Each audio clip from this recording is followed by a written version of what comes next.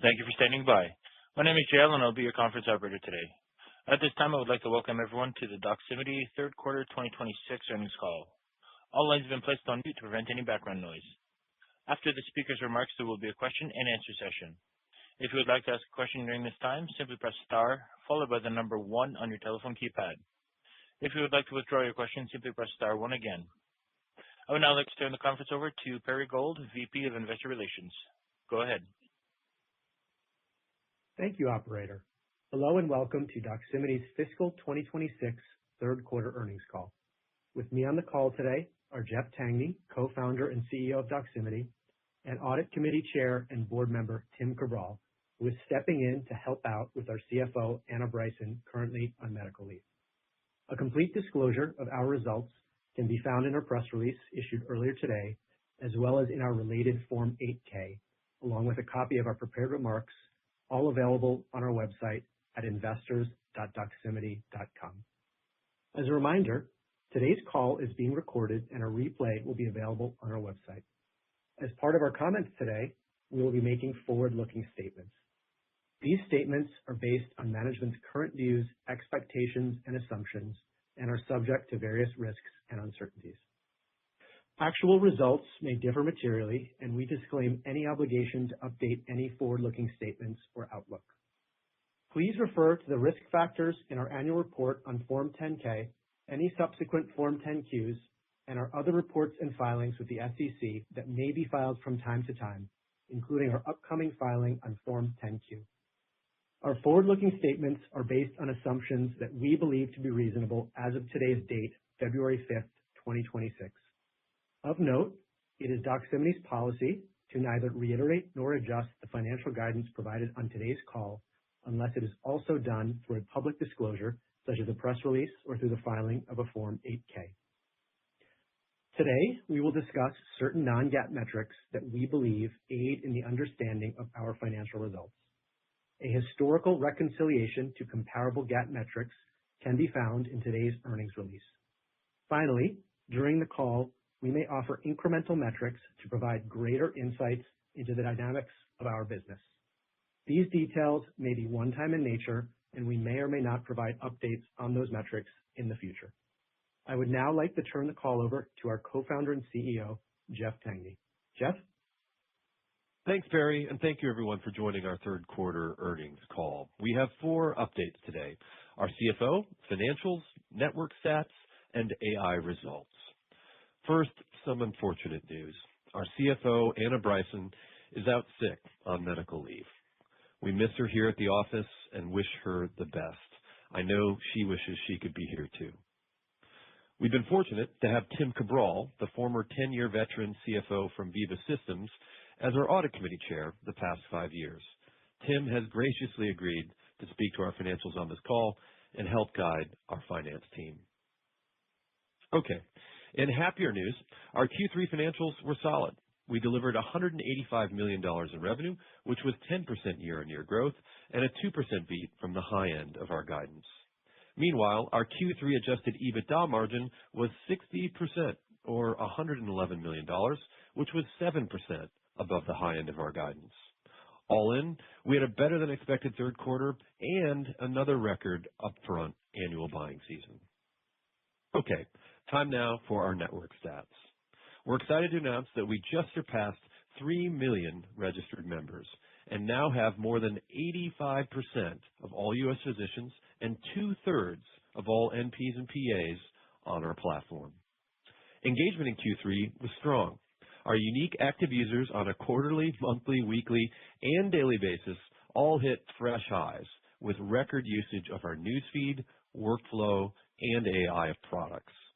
Our workflow users saw the largest sequential gain we've ever had, with a record 720,000 unique active prescribers in Q3. As a reminder, workflow includes our telehealth, scheduling, digital fax, and AI tools. And for the 5th year in a row, Doximity Dialer was ranked the #1 best-in-class telehealth platform by health system CIOs and their teams, outperforming Microsoft Teams, Zoom, and many others. With an AI glow-up, our fax service also hit new highs. doctors can now query or summarize long faxes as part of our AI platform. You'd be surprised how long patient record transfer faxes can be. We had one last month that was 2,600 pages.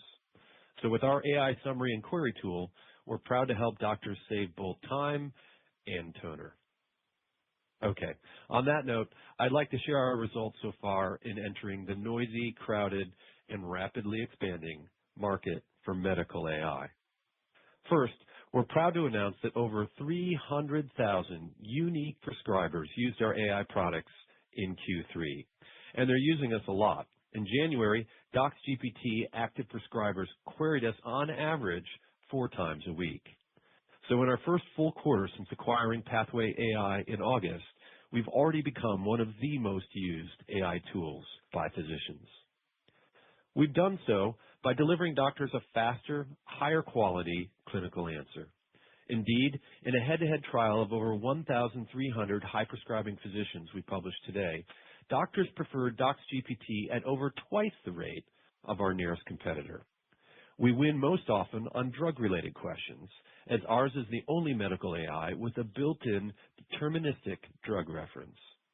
We also do well with complex cases and niche evidence, as we have a licensing agreement with ASCO that gives our users access to their guidelines. And we're the only medical AI to provide full PDF access to over 2,000 medical journals. We're also doing great with hospitals. We're delighted that over 100 of the top health systems in the country have now reviewed, cleared privacy and AI committees, and ultimately bought our AI suite, which includes both our clinical reference Doximity and our Doximity Scribe note-taking tool. In total, these hospitals have purchased access for over 180,000 prescribers, granting them permission to put patient data into our secure tools. We've won over hospital leaders by being honest and transparent about both AI's strengths and shortcomings.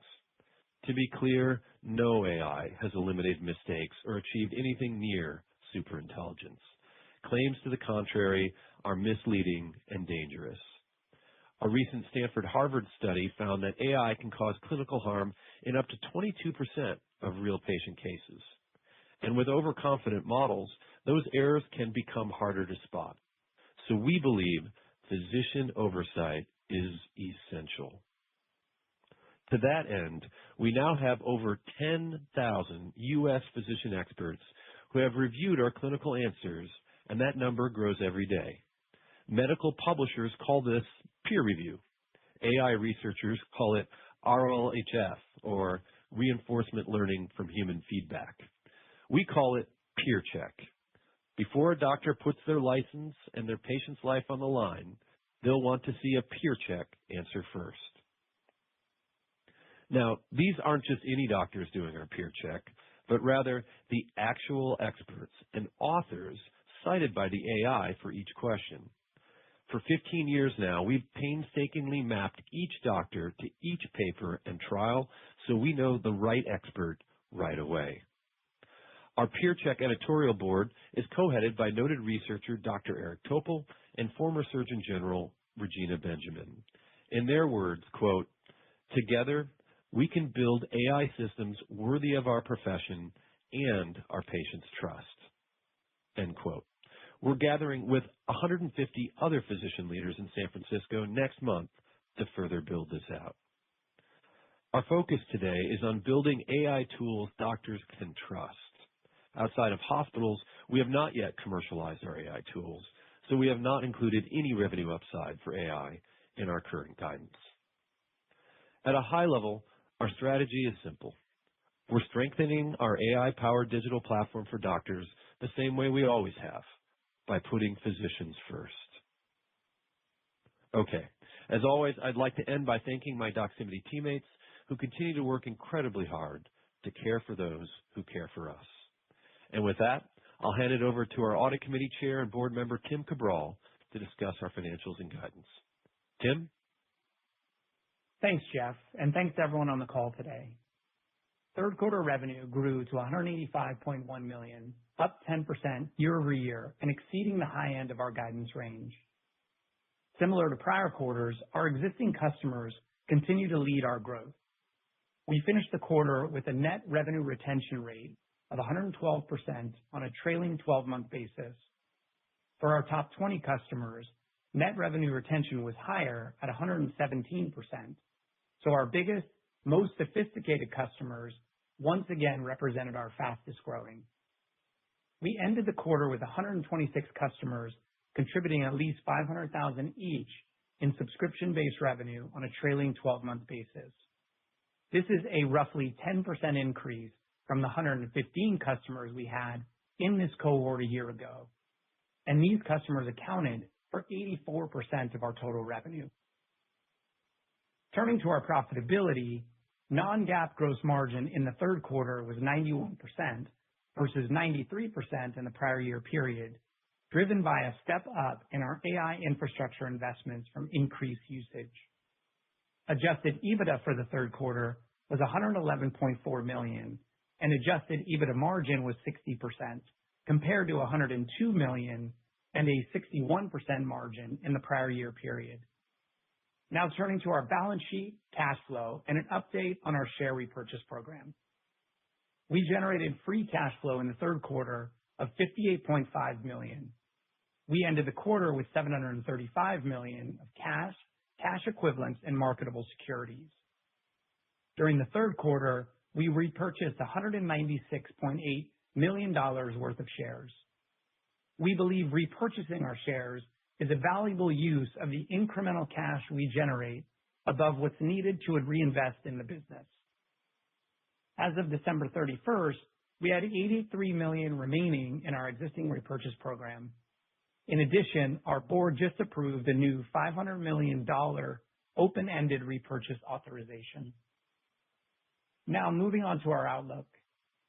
For the fourth fiscal quarter of 2026, we expect revenue in the range of $143 to $144 million, representing 4% growth at the midpoint, and we expect adjusted EBITDA in the range of $63.5 to $64.5 million, representing a 45% adjusted EBITDA margin.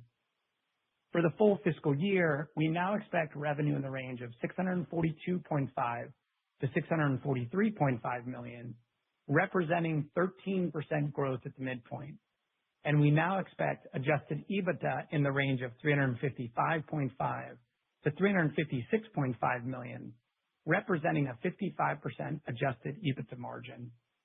Despite our Q3 outperformance, the midpoint of our annual outlook remains in line with our prior guidance. This is the result of lower Q4 revenue expectations and higher AI infrastructure investment driven by a strong increase in usage. During this year's upfront selling season, we saw significant client engagement, strong growth among many top 20 pharma customers, and high double-digit SMB growth. We also faced short-term industry-wide policy headwinds. As we mentioned on our last call, we had observed client uncertainty over how recent policy changes may influence annual budgets. We saw this uncertainty continue through year-end, with 16 of the top 20 pharma companies signing most favored nation agreements with the White House, focused on tariffs and pricing between late December and early January. As a result, our annual selling season was impacted in two ways. First, we saw multiple customers deploy a lower percentage of their annual budgets upfront than usual, as 2026 planning wasn't fully complete and some funds remained unreleased. Second, this uncertainty resulted in many deals we normally have signed by December 31st being delayed and pushed into our fiscal Q4. This is evident in our January pharma bookings growth rate, which is the best we've seen since going public. As a result of these Q3 bookings dynamics, calendar 2026 is off to a slower start than usual, evident in our Q4 revenue guided growth rate. With that said, we have a few reasons to be optimistic that we'll end our calendar year 2026 with significantly better growth than we started it. First, we believe the higher portion of our clients' budgets that wasn't deployed up front will likely be available to be invested later this year during the upsell season. Second, with MFN deals now signed for 16 of the top 20 pharma manufacturers, we believe they should be able to more confidently complete and execute their 2026 media plans. Finally, we see strong inbound demand for our AI member engagement, which we have not yet commercialized, but expect to have a product in market this year. We believe this will allow us to meaningfully tap into our clients' 2026 innovation upsell and search budgets. Moving to our operating model, we will continue to invest in our doctor-trusted AI platform, including increases in infrastructure, development, and our peer check program. Even with these investments, we are in a position where we expect to maintain 50% or greater adjusted EBITDA margins on an annual basis. With that, I will turn it over to the operator for questions. Thank you. The floor is now open for questions. If you have dialed in and would like to ask a question, please press star one on your telephone keypad to raise your hand and join the queue. If you would like to withdraw your question, simply press star one again. If you are called upon to ask a question and are listening via loudspeaker on your device, please pick up your handset and ensure that your phone is not on mute when asking your question. And we do request for today's session that you please limit yourself to one question and one follow-up. Your first question comes from the line of Brian Peterson of Raymond James. Your line is open. Thanks for taking the question. And first, thoughts and prayers are with Anna. Hope you can get well soon.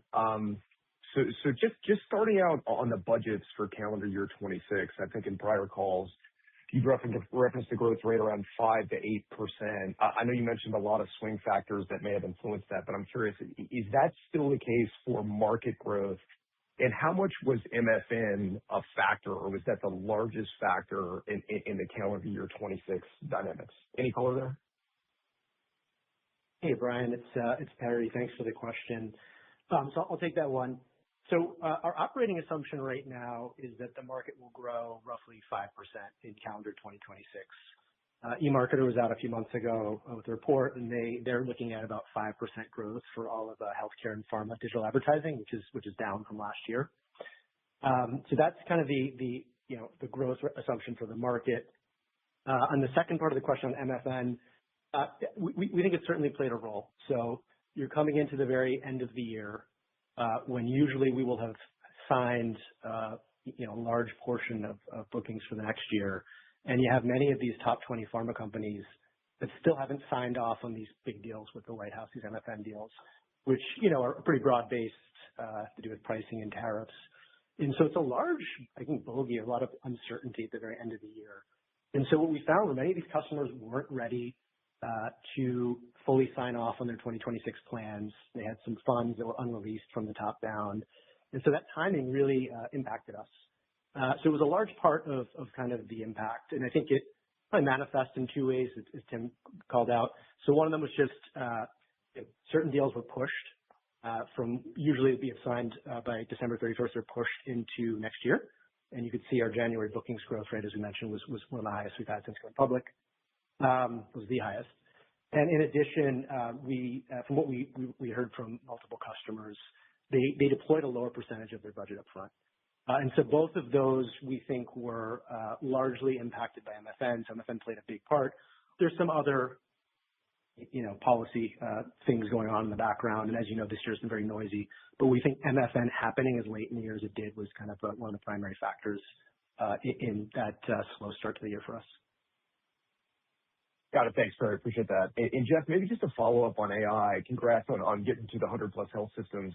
I'm just curious, as we think about your customer conversations there, does that change the pace of where innovation budgets start? Do you expect that number to ramp up over time? Or I guess I'm just trying to think about the AI-oriented spend for your customers, what that ramp looks like, and maybe your differentiation as you go attack that AI budget. Thanks, guys. Yeah, thanks, Brian. I think we really proved this last quarter that we are the trusted digital platform for doctors, right? With over 85% of U.S. doctors, they really look to us for the latest technology to help them take better care of their patients. We've done this in the past with identity and news and workflow and AI. I have to say I'm I'm exceedingly proud that in our first full quarter after the Pathway acquisition, we've grown to over 300,000 quarterly active doctors, which is just a terrific pace. I don't think any other company could do that. And then to sign 100 hospitals, those 100 hospitals are major health systems. So those represent 20% of all U.S. doctors. And those are rollouts we're just doing now. So we signed those contracts to start at the beginning of this year, January. And of course, it takes a while to get the training plans and to get the rollouts planned. But that's really important, I think, for our continued AI growth. Because, of course, what doctors need to do with these systems is to put in protected health information, PHI, patient information, to get the right answers out. And if you aren't in a signed agreement with that hospital covered under what they call their BAA, their HIPAA agreement, well, that's not something the IT departments allow doctors to use just any tool for. So we're proud, again, to be powering 100 health systems, 180,000 clinicians with our AI tool set. Your next question comes from the line of Michael Cherney of Lyric Partners. Your line is open. Good afternoon. Thanks for taking the question. And yeah, I think we'll probably all say the same thing, but really best wishes to Anna as she goes through her medical leave. Maybe diving back in, I'm just going to ask one question. I know I'm sure plenty of people are behind me, but diving back in on the demand curve and the booking side, clearly the narrative on your stock, as well as virtually anything else that touches tech and software in the market, is on this dynamic of AI disruption, whether that's similar lookalike peers, broader Gen AI-oriented players, just the general thought process of a new paradigm going forward. As you think through the moving pieces tied to your start of your bookings, the January dynamic, how do you think about where the competitive dynamic lies and your ability to continue to capture the same hearts and minds of pharma companies to deliver the same ROI relative to what other peers may be promising them, whether they're hitting them or not?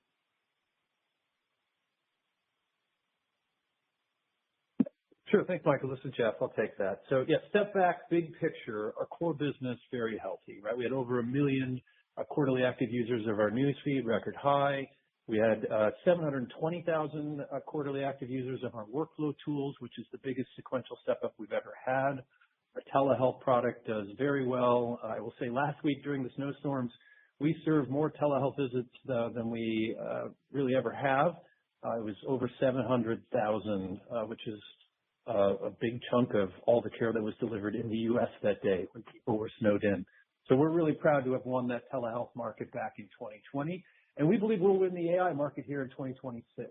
And we do that by just having some very large moats around having, again, so many hospitals that have already worked with us and so many doctors. So the stat that I'm actually most proud of on this whole call is the number of peer check experts that we have, these 10,000 cited authors and experts, doctors who wrote the evidence that made the clinical trials, spent years of their lives studying and building this medical collective wisdom that we have. And I'm proud that at 10,000, we're bigger than the largest players in the industry. The biggest publisher in the space that's the leader and has been there for decades has about 7,000 experts that inform their clinical answers. And again, we're now over 10,000. So I feel really good about the 20% of all U.S. docs that we've gotten to use our Doximity, our AI already. And again, for the first full quarter after the Pathway acquisition, I don't think there's really any other company that could have grown into this market that fast. To your question about what that means with pharma, today we do not have a product that pharma can buy in this AI suite. We are just very thoughtful, I think, about how we work with doctors and make sure that things are win-win. We're not just going to slap a full-page banner on top of a product. We know what that does to the experience for the end user, and certainly we want to be finding ways to have win-wins with industry around this, and we've done a great job of that in the past, and we'll continue to do here moving forward. So we're excited later this year to come to market with some products there, but again, we have no revenue in our forecast for our AI products right now.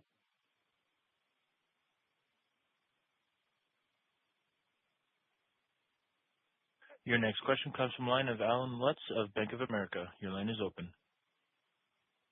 Good afternoon, and thanks for taking the questions. I wanted to ask on the policy uncertainty that pharma has. Can you talk a little bit about your recent conversations with top 20 pharma? Obviously, in the beginning of the year, there was the uncertainty around all the things that you mentioned. Can you talk about the recent conversations? And if the expectation is that some of that spend that was supposed to be maybe in the beginning of the year gets pushed out, is there any opportunity for the mid-year upsell season to be a little bit stronger? I'm just curious on your recent conversations and whether or not you think that could come into play. Thanks. Hey, Alan, it's Perry. I'm happy to take that one. So, I think what I want to get across is, there were many of our top 20 customers where we actually had really good outcomes. So it was not the case that every single one of the top 20 had an issue. But there were a bunch where it was very clear that I think the brand managers wanted to be deploying more funds with us, but they hadn't got that approval of those funds released yet. And I think a lot of that had to do with the uncertainty very late in the year. And so they just didn't have access to kind of that full amount of money to go deploy with us right away. We do believe that the intent is there, that when they get those funds released, we will get access to that a little later in the year. That's, I think, one of the bigger things we've seen at play. Not really the brand manager not wanting to deploy the funds, but just not having access to them from top down. It wasn't available yet. I think that was kind of the manifestation of it that we saw. But again, there were multiple top 20 customers where we had really good outcomes, and we're very proud of those accounts and kind of what we did there. But it was, certainly the case that this unreleased funds issue was kind of more permeated more of the top 20 than we've ever seen anything like this before. Thank you. That's helpful. And then, more of a strategy question, not asking for fiscal 27 guidance here, but as we think about the increasing AI infrastructure or usage cost, I look at the gross margin year over year down about 180 bips. As we think about, the way that you're scaling 300,000 physicians on the platform using AI, really, really strong, impressive growth there. You mentioned the 50% adjusted EBITDA margin floor. As we think about you scaling AI and having costs there with no associated revenue, how should we think about the intermediate term strategy there? Is revenue on the table for the next year or two, or should we think about this really trying to build out the user base, within fiscal 27 before turning on or even contemplating turning on that spigot? Thank you. Hey, Alan, it's Perry once again. Great question. I think you hit the nail on the head. So the 50% that Tim referenced in the call, think of that as a floor, not a guide. We have an incredible opportunity in front of us with AI. We've already seen in one full quarter, how much engagement this can drive. It's something that we want to lean into, we want to invest in. And we're in a really fortunate position. We already have best-in-class margins, and so we have room to go invest. To your point, I think it's late this year was when we plan to be in market with commercial AI products. So we'll eventually start to put some revenue against this. And next year, 2027 will pick up even more, calendar 27. And so, it's probably another few quarters in which there's cost without associated revenue. But that's an investment we're willing to make all day. And if there's upside in usage, a little bit more infrastructure costs, we think it's well worth it. As you see with a lot of these technologies over time, the unit economics start to get better. They go down. So the unit costs start to go down. We saw something similar happen with the early days of telehealth. And over time, the unit economics got better for us. We got bigger. We negotiate better rates. So that won't be a big burden for too long. We're also investing in PeerCheck, and I think PeerCheck is something that will really differentiate the offering. That trust component is huge for doctors. We have an opportunity, like Jeff said, we can go tap into this network with 3 million members and in, a month or two, get 10,000 expert reviewers to kind of come along and review a lot of these answers. And so we've got something that nobody else can do. And I think that investment, again, well worth it, differentiated offering. And I think that this will pay dividends over time. But yeah, think of that 50% as a floor. Your next question comes from the line of Glenn Santangelo of Barclays. Your line is open. Yeah, thanks for taking my question. Jeff, just two quick ones for me. in the prepared remarks, I think you guys were commenting a little bit on fiscal 27, where I think you said you expect to end calendar year 26 with significantly better growth than where you started. So, looking at your fiscal 4Q growth, you're assuming 4% revenue growth. So is the assumption that you'll end the year much better than that 4% for the full year? I just want to clarify what you're saying. And then I just had one other follow-up. Jeff, at this point, it's pretty clear that the public markets, they've been very punishing the companies with this perceived AI disruption, and whether it's reality or not, we'll ultimately see. But, when you look at the public markets, they may not be appropriately valuing your business. And so I'm just kind of curious to get your take, on this whole sort of dynamic that we're seeing. I mean, you're a big shareholder of Doximity. I mean, does Doximity need to be a public company just given the strength of your balance sheet? Hey, Glenn, it's Perry. I'm happy to take the first one, and then I'll pass the terminal multiple question to Jeff. So great question, Glenn. Yeah, I think the way to think about it is slower start to the year, the 4%.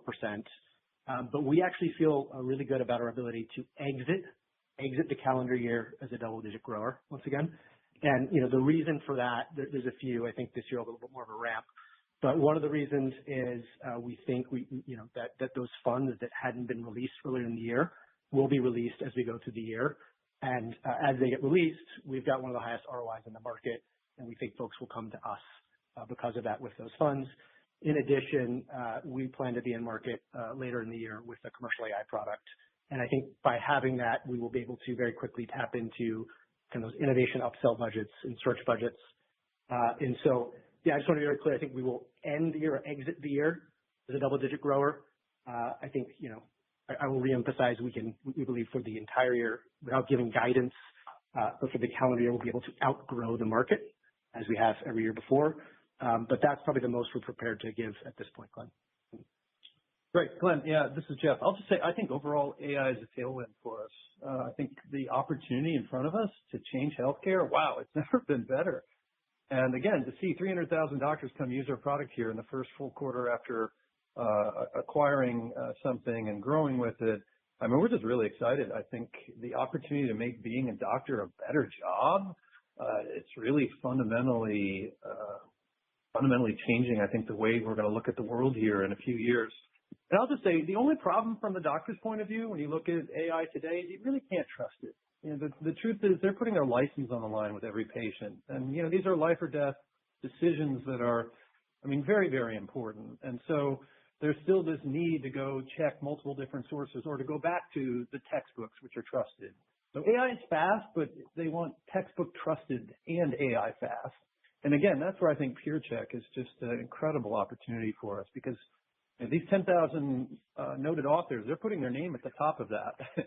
And that name up there, that's trust. That's showing that an expert in the field reviewed this answer and that it is correct. And I can get to it quickly, but with the speed of AI, but again, with the trust of the traditional textbook and an expert approach.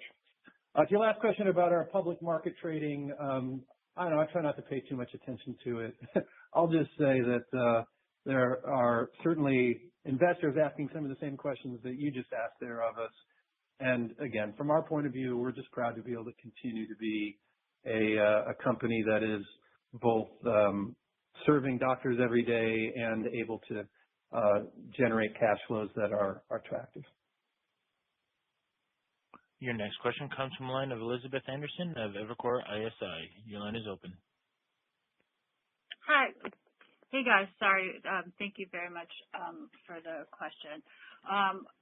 I guess my question is, how do you guys see the monetization opportunity evolving over the course? I know you talked about it potentially over the course coming later in the year, but I'm just curious how you just kind of what your early thoughts are at this point on that opportunity, both in terms of sort of model and then how that might sort of play into your broader advertising portfolio. Thank you.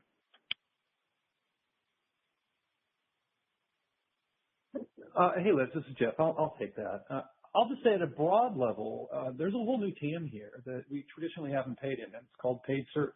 And if you look at that same eMarketer report that Perry referenced, from a few months ago, you'll see that 55% of digital marketing spend in healthcare is for search. And so I think this is a large market and a big opportunity for us. We're not going to talk much about our plans there. I think we are very good at doing this, and we don't want to tip off others too much. But suffice it to say, we think there's a really large opportunity here. And again, there's a lot of client excitement about it as well.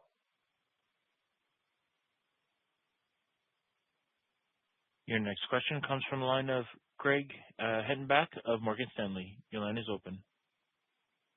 Thank you. Just the point on 20% of health systems using AI, what do you think that could go in the coming years? And how do you think about just kind of reference cases of those health systems that have adopted in terms of bringing others kind of into the fold? Hey, Craig. Yeah, this is Jeff. Thanks for the question. So, we publicly said in prior quarters that we have 45% of all U.S. physicians through their health systems that use our telehealth tools.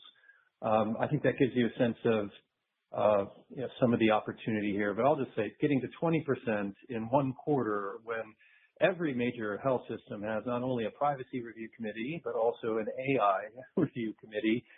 And they only work with trusted partners. And I think over time, the tech here is increasingly, a commodity. I think we're seeing this across a lot of different areas of AI. It's the trust and the relationships and the platforms that really matter. And we hear it from our clients all the time, the CIOs of these hospitals. They don't want to buy point solutions. They don't want to buy features. They want to buy platforms. And again, between our scheduling and our fax and our telehealth and our other tools, we really are one of those platforms that they turn to. Got it. And then just as a follow-up, nice strong start in terms of momentum post the Pathway Medical acquisition. But anything surprise you at this point now that you're kind of operating the business and things that, whether it's when you went in, what you saw the opportunity set versus how it's evolving? I know it's only a few months, but just what's been kind of the feedback in terms of Pathway? Thanks, Craig. We've been really happy with the Pathway acquisition, and its speed of adoption and growth has probably been the best surprise here. The team we're also getting along very well with, and they continue to really lean in, which is terrific. So we're really pleased with the acquisition and the growth. I would say, if anything, the semantic data sets that they've brought us, the understanding of how to read through the 2,000 journals that we uniquely provide full free PDF access to for our doctors, and that drug data set that's built in, because a lot of questions are drug-related questions, and those are the ones you really don't want to get wrong. And the reality is LLMs do struggle with this a bit. I will say the largest player in this space, who's been around for decades, they've added an LLM to their product, but they haven't added a drug reference to their LLM. And they do that on purpose because they're careful, and they see that LLMs really struggle with drug information, with dosages, with things that are easy to move a decimal point one way or the other and make a really serious error. So we think we've got some great IP in the Pathway acquisition, but we also got a great team and great growth this past quarter. Your next question comes from the line of Ryan McDonald of Needham & Company. Your line is open. Thanks for taking my question. Maybe to ask on the budget question a little bit of a different way. Obviously understand the headwinds with MFN, but obviously some of the other regulatory sort of talk and chatter around has been around sort of closing some of these direct patient marketing loopholes on TV and other platforms.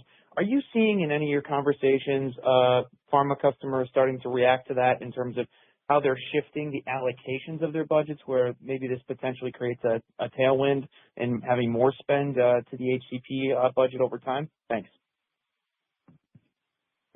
Hey, Ryan, it's Perry. I'll take that question. Yeah, I mean, we've been having that conversation internally and externally for a little while now about D2C and is it going to benefit us. I could say at least this upfront season, we didn't see it happen yet. I think part of the issue was, all of these cease and desist and warning letters went out in September. And I think people forget already, but right after we had the longest government shutdown we've ever had. So I don't think there was much on the enforcement front for a few months.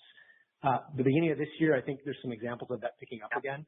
And I think if the FDA kind of really pushes that enforcement, you will find probably more and more of these brands having to add a lot more small print, fine print to some of their TV ads.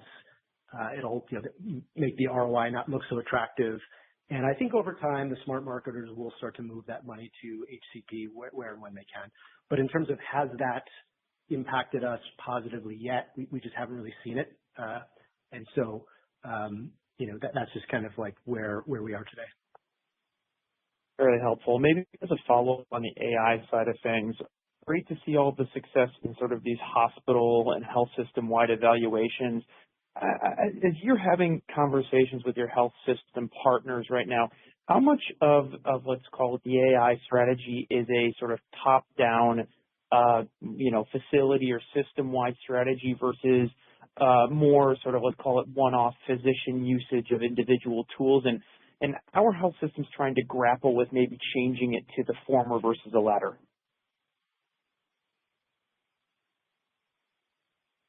Yeah, this is Jeff. I'd say it's been a mix, honestly, both bottom up and top down. That said, I'd say the early discussions we had in, September, October with our clients about this, of course, it was with, the CIO, CMIO suite. And then they try out the product and then they show a few friends and then it becomes more bottom up. I will say that I think you'll see much more vigorous AI enforcement. It's been a little bit Wild West, to be totally honest, in the AI world with hospitals this past year. But there are a lot of real concerns that they have about leaking patient data and, liability and the accuracy of information. So I think you'll see more of an enforcement regime this year. And again, I think we're on the right side of that and working with them. We've been doing this for 15 years. We are the trusted platform for physicians. We have a process to work with our hospital partners and our doctors to do this. I think, again, we're just very well positioned to capture this AI opportunity. Your next question comes from the line of David Roman of Goldman Sachs. Your line is open. Thank you. Good afternoon, everyone.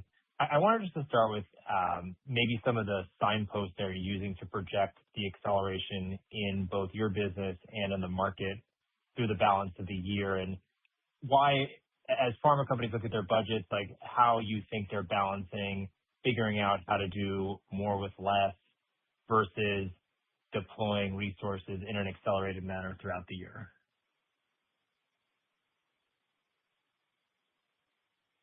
Yeah, David, this is Jeff. I'll take this first, at least. I'll say this. In an efficiency environment, digital marketing does pretty well. Why? Because it's the highest ROI. And I'm really proud that our portal usage has doubled over the past year. This is the number of clients we have using our portal.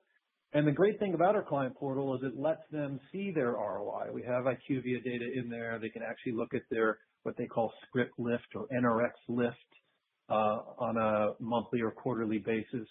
And so this past year, we had a record number, 965 ROI studies that were done by our clients. And we're still at that same number we were at our IPO, about 10-to-1 median return on investment for our clients. So I do think in efficiency-driven environments, I think digital marketing will do well, especially when every $1 you put into it, you get 10 back. And then maybe just one of the things you talked about earlier this year was on the recruiting front, and we did see kind of a step up in stock comp associated with bringing on AI talent. And it seems like the talent race is on in that segment. I mean, you operate in a very, very talent competitive environment with Anthropic opening offices and others right around you. So how are you thinking about talent retention and recruiting and making sure you keep the right people on board here, especially as the stock price has drifted lower? David, this is Jeff again. Yeah, the talent wars definitely are heating up, and yes, we are, retaining our best people, offering them stock grants, and the reality is I think we've done very well at keeping, I think, a very mission-driven team here who really, do love humans, do love doctors, do love working with doctors who take care of humans. So, it's I think an advantage in this market to be a company with such a long-held purpose and such deep roots in the medical industry.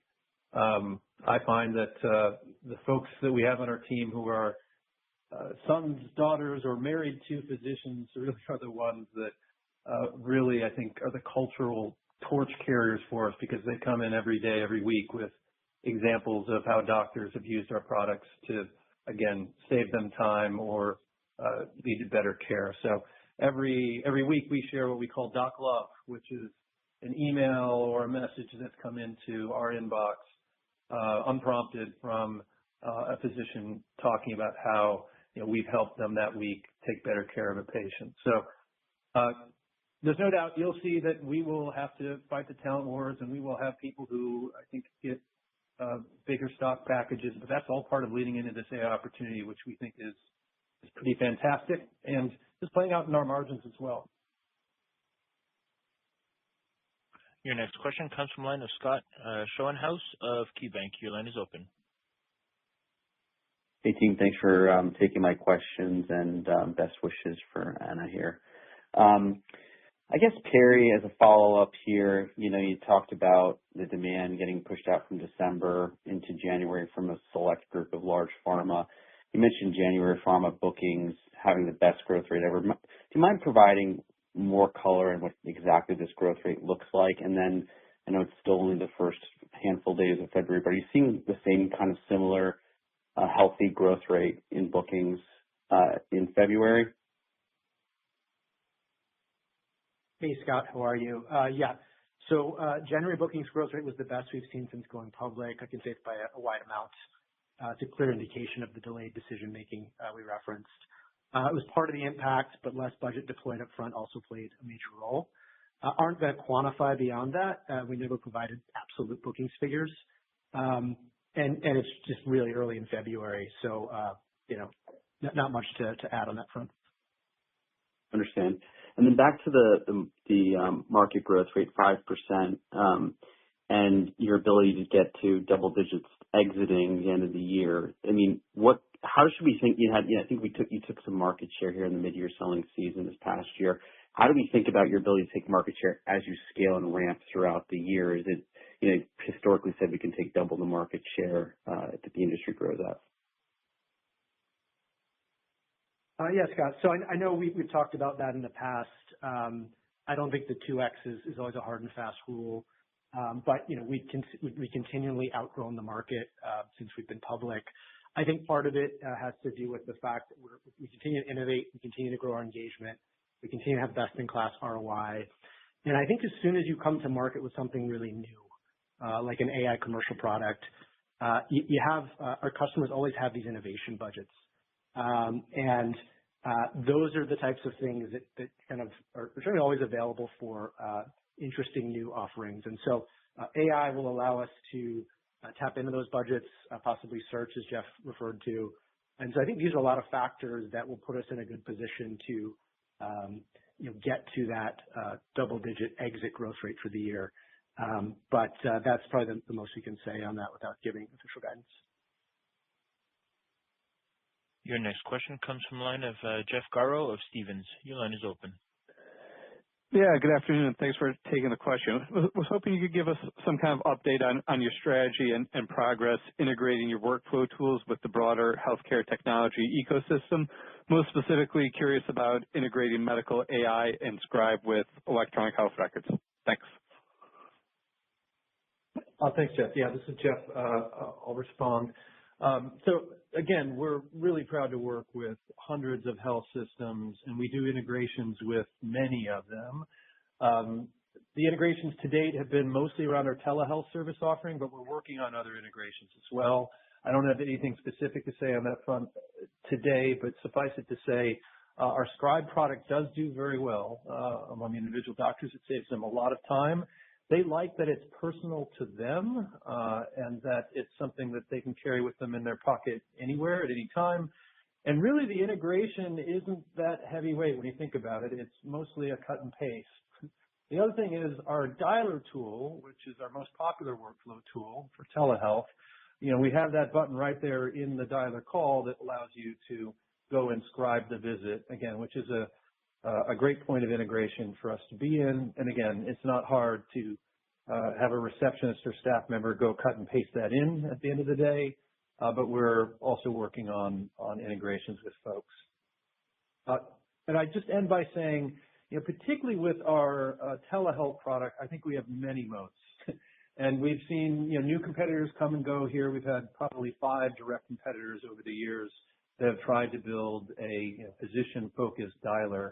I will say it is very hard. It's painstakingly difficult to go and do all the things you need to do with all the telcos. And we have unique relationships with the telcos to make sure that the caller ID and the attestation all works correctly.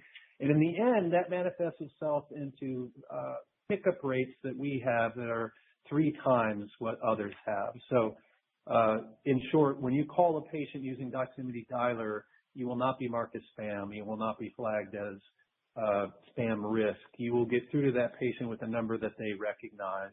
And that's a pretty big moat for us. And again, we've seen a number of companies try to come at us here.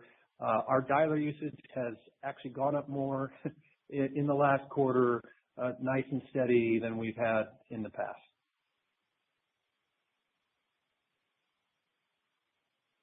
Your next question comes from the line of Stan Berenshteyn of Wells Fargo Securities. Your line is open. Hi, and thanks for taking my questions. On the medical AI, the 300,000 unique prescribers that you talked about, if we think about the workflow, I'm curious, how are the providers using these features? Are they opening up the app and going directly into the medical AI, or are they interacting somewhere else in the app and are organically getting redirected? I'm just curious if you can talk about the workflow that's getting them to use this feature. Thanks. This is Jeff. Yeah, the full platform flow, which we're happy to demo for folks if they'd like to see, is you start with a telehealth visit. You're seeing a patient. It scribes the visit. At the end of the visit, it writes what's called a SOAP note for you. The A and the P in the SOAP note is called assessment and plan. And a lot of times doctors will want to double check their assessment and plan. And again, that's just a one click into our Doximity AI to do an evidence-based search and double check your assessment and plan. So there's a lot of on-ramps, honestly, into the AI. The other one is, from our news feed, which has more than 1 million quarterly active users last quarter. After reading an article about something new in medicine, maybe I have a follow-up question or two. And again, that leads you directly into our AI, which can do more research and help you understand the full article or new news a bit more. So again, we're a platform, we're not a feature, and that's a huge advantage here. In the end, being a trusted platform for physicians for 15 years, it's the place that they go. They're spending, again, most of their time doing these workflow, newsfeed, identity, all of that comes together into also having a question and answer tool. Thanks. And maybe a quick one on bookings. Just when you're having these budget discussions, I'm curious, are customers sharing concrete budget expectations, or is it still kind of like a theoretical framework and maybe there's some squishiness and that'll get worked out in the coming months or quarters? Thanks.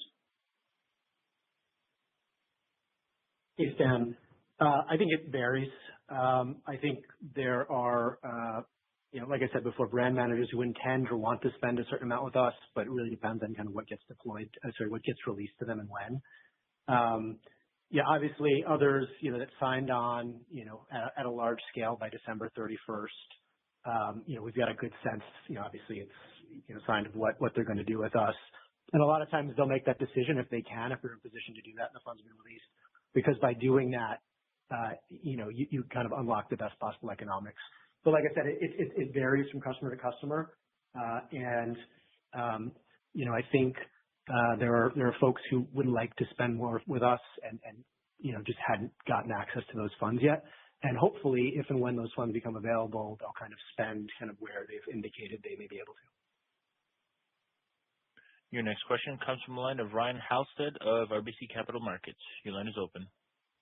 Thanks. Good afternoon, and thanks for taking the question. Maybe just to follow up on the pharma marketing budgetary decisions. Just curious if you are seeing any change in or anticipating any change in the cadence of budgetary decisions by your large pharma customers.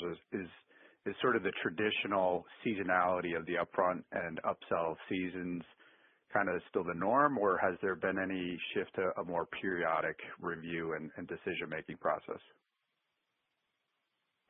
Hey, Ryan. Great to see you on your first call with us. It's a great question. I think the answer is this is an anomaly. What happened at the end of this year was very odd. I think even for our customers, it was odd. And so this isn't what you would typically see. There wouldn't typically be this much uncertainty very late in the year. And I can tell you that I think, like I said in my last response, it is to your advantage to buy, at scale for the full year before December 31st, because you unlock the best possible economics and soft benefits with us. So I think this is truly an anomaly for this year, and we're working through that.